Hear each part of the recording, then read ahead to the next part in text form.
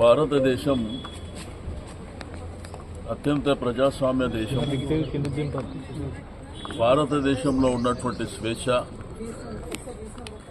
రెండోది ప్రజాస్వామ్యంలో ఉన్నటువంటి విలువలు, ఈ ఓటు హక్కు అనేది ఇండియన్ డెమోక్రసీ ప్రపంచంలో ఎక్కడ ఉండదు జనరల్గా. దయచేసి మన ప్రజలందరూ మీ యొక్క ఓటుని సద్వినియోగం చేసుకోండి. తెలుగు ప్రజలందరూ, అంటే ఆంధ్రప్రదేశ్లో కూడా ఎలక్షన్లు జరుగుతున్నాయి, మీకు తెలుసు. తెలంగాణలో పార్లమెంట్ జరుగుతున్నాయి, ఏపీలో అసెంబ్లీ పార్లమెంట్ జరుగుతుంది. నేను ప్రజలందరికీ రిక్వెస్ట్ చేస్తున్నా, మీరు ప్రజాస్వామ్యంలో మనకున్నటువంటి రైటు ఓటు హక్కు. ఈ ఓటు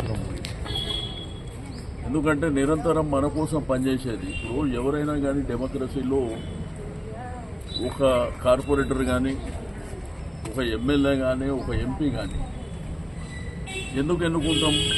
మన కోసం ఆలోచన చేస్తాడు, మన అవసరాలు తీరుస్తాడు, మన వైపున సమస్య వచ్చినప్పుడు నిలబడతాడు అనేదే ఓటు వేస్తాం జనరల్గా ఎన్నుకునేటువంటి ప్రక్రియ. కాబట్టి ఓటు వేసేటప్పుడు మాత్రం మీరు దయచేసి ఆలోచన చేసి ఓటు వేయండి. మీకు ఏ పార్టీ మీకు